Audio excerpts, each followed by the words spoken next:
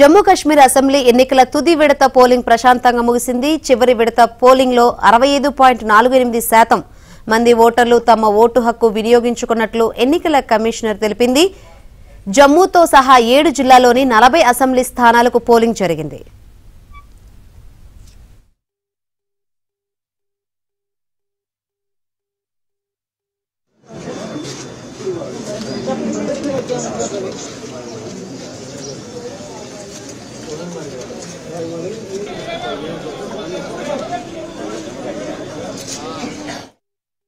రెండు 2019లో రాజ్యాంగంలోని ఆర్టికల్ 370ని రద్దు చేసిన తర్వాత జరిగిన అసెంబ్లీ ఎన్నికల్లో ప్రజలు మొదటిసారి తమ ఓటు హక్కును వినియోగించుకున్నారు. మాజీ ఉప ముఖ్యమంత్రులు తారాచంద్, ముజఫర్ బేగ్తో పాటు పలువురు మాజీ మంత్రులు, శాసనసభ్యులతో సహా 415 మంది అభ్యర్థుల భవితవ్యాన్ని ఓటర్లు నిర్ణయించనున్నారు. ఈ నెల 8న ఎన్నికల ఫలితాలు వెలువడనున్నాయి.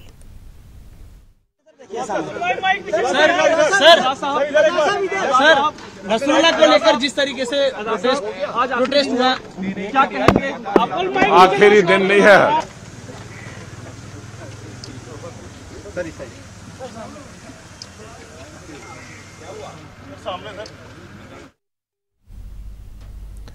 నేపాల్లో భారీ వరదల కారణంగా మృతి చెందిన వారి సంఖ్య 200